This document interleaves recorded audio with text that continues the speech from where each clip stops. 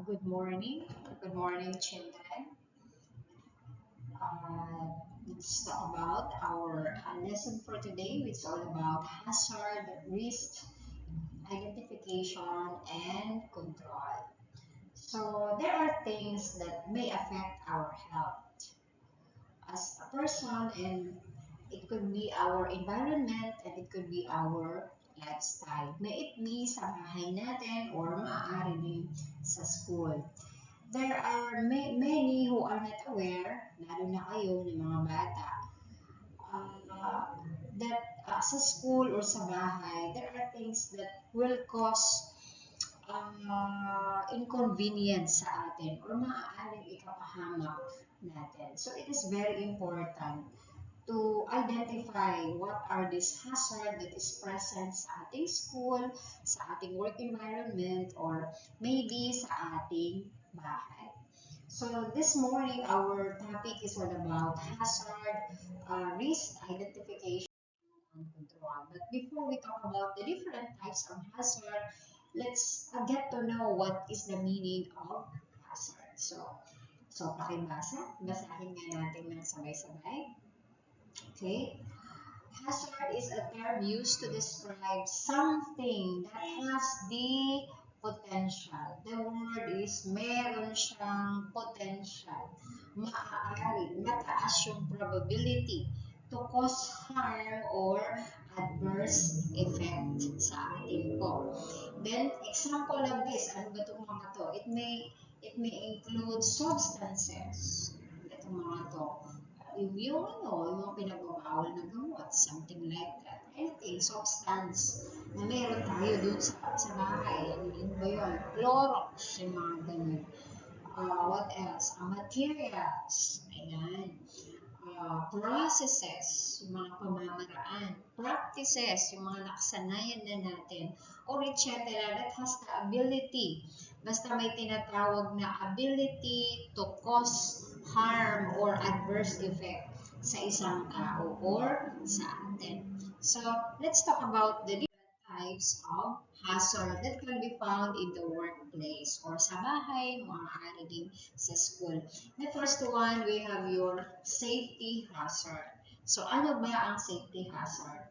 These are hazard that is caused by inadequate, yung hindi sapat, insufficient machine guards. Yung bang, halimbawa sa isang building, wala sang railing, gano'n, ay matataas ang hagdan, walang hawakan, yun yung mga yun. Kulang, insufficient guards, unsafe work conditions, or unsafe work practices. Maaaring sa bahay, ito yung, ay sa school, ito yung upuan, nilalaro mo, ginagawa mong rocking chair. So yun, maaaring matumba. Yun. So those are hazard ang tawag sa mga ganun. So safety hazard. Yung mga maling practices natin. Okay? So next, you have your biological hazard. From the word bio. Okay? It means life. Okay, so ang cause dito is organisms, kagaya ng mga virus, bacteria, fungi, and parasites. Example dito is yung kaklase natin, inuubo, sinisipon, tapos hindi man lang nagtatakip or wala siyang face mask, maaaring ang mangyari is mahahawa ka. So because of that bacteria. Or sometimes, ang ginagawa natin is hindi tayo naguhugas ng kamay bago kumain. Alam niyo naman, ang pinakamaruming part ng ating katawan is kamay kasi kung saan-saan humahawak. So, maaaring mag-cause ng biological hazard. O yung pagkain ng mga pagkain na hindi mo alam, panis pala. Mga ganun, nahulog sa lupa. Kinain mo pa rin kasi wala pang 5 seconds. So, yun. So, those are biological hazard. Okay, na magkukos sa atin ng hindi magandang pakiramdam sa ating katawan or magkukos ng pagkakasakit. Okay, biological hazard. Okay, next, another type of hazard is what we call your chemical hazard. Siyempre, yung causes nito ay yung mga chemical. It's either be solid, liquid, vapor na meron tayo sa bahay. Halimbawa, ano ba yung mga nandun sa bahay na or uri ng chemical that may causes harm? Yun, yung Clorox ninyo, masama ang amoy noon. Ano pa, sa daan, sa kalsada, yung mga usok na mabaho at maitim. So, those are chemical hazard. Ano pa, yung usok ng sigarilyo, yeah, that's also a kind of hazard. Kahit hindi kayo ang naninigarilyo, kung naaamoy nyo naman ang usok, mas matindi, para na rin kayong naninigarilyo noon. So, mas matindi ang epekto noon sa katawan. So, those are chemical hazard. Diba? Ano pa? Yung mabahong gas. And chemical hazard yung mga yan. O yung ano daw, yung pag-utot.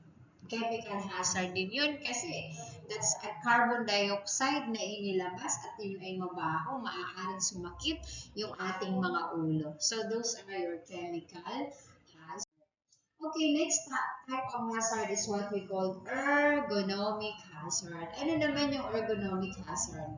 These are anatomical, physiological, and psychological demand ng mga workers such as yung repetitive and forceful movements, yung paulit-ulit. Minsan ka hindi ka gumagalaw, kaya nangawit ka, yung mga ganun, nangalay ka. And forceful movements, yung nabibigla ka because of adrenaline rush, tapos pagkatapos nun, ang sakit ng katawan mo. Vibration, yan. Extreme temperature, ergonomic yan. And awkward postures. Halimbawa nito, yung nagkaroon ka ng stiff neck, ayun, yung maling posisyon ng pagtulog, those are ergonomic hazards. Or nagbuhat ka ng sobrang bigat, sumakit yung likod mo, ayun, ergonomic hazard yung mga yun. Anything that will cause harm sa ating pong mga muscle, yan, those are ergonomic hazard.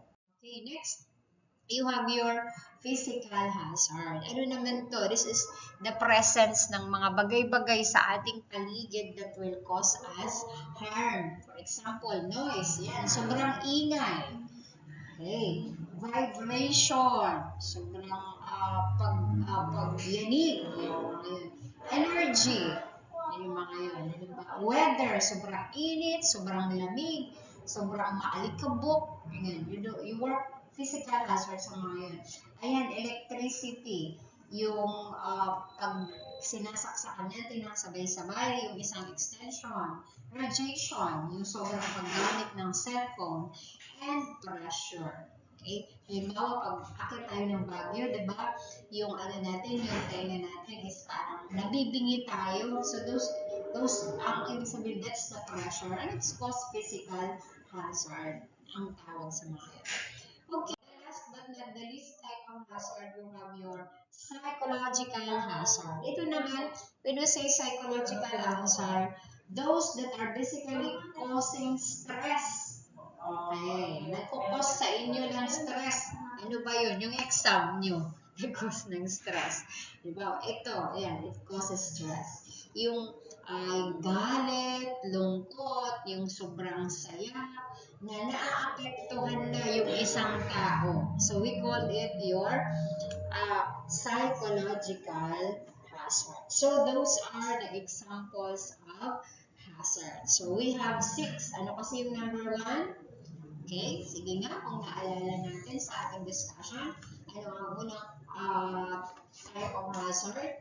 Okay, you have your safety hazard. Okay, yes. Pangalawa, you have your biological hazard. Yes. Pangatlo, physical hazard. Chemical hazard. Pang-apat, ergonomic hazard. Panglima, your physical hazard. At yung pang-anim ay psychological hazard. So, tandaan natin yun, ha? So, those are the different kinds of hazard na ating napag-aralan.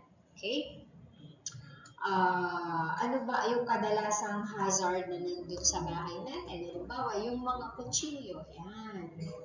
That's a knife. It's an example of a thing that could be a hazard sa atin. Kasi maaari kang masugat. Ano pa ba? Yung mga condition, yung basang floor. Yan, maaari tayong madulas. So, yun yung mga. Okay?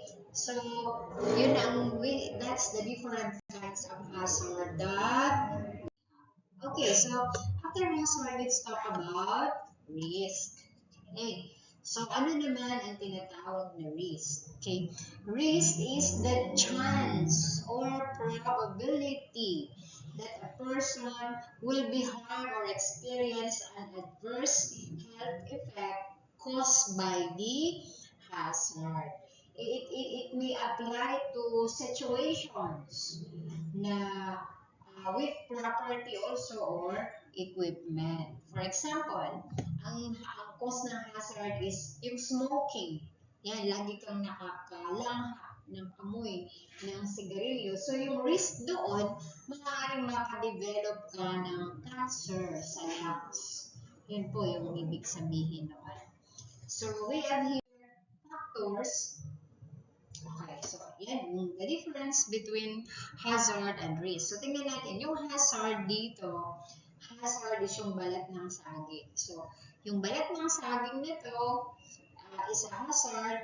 So, pag sinabi naman natin risk, if kapag may dumaan at makaapak sa balat ng saging na yan, ayun, maaari siyang masaktan. So, yun. So, yung hazard is the cause. So, may na-expose na, may nandun na sa lugar na yun. So, that is the risk. So, factors that influence the degree of risk. Okay, number one, paano ba yung kung gaano kataas or yung risk.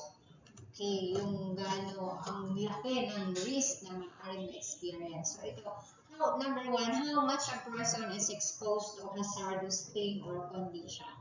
Gaano ba siya na-expose? Gaano katagal? Yun yung mga gano'n.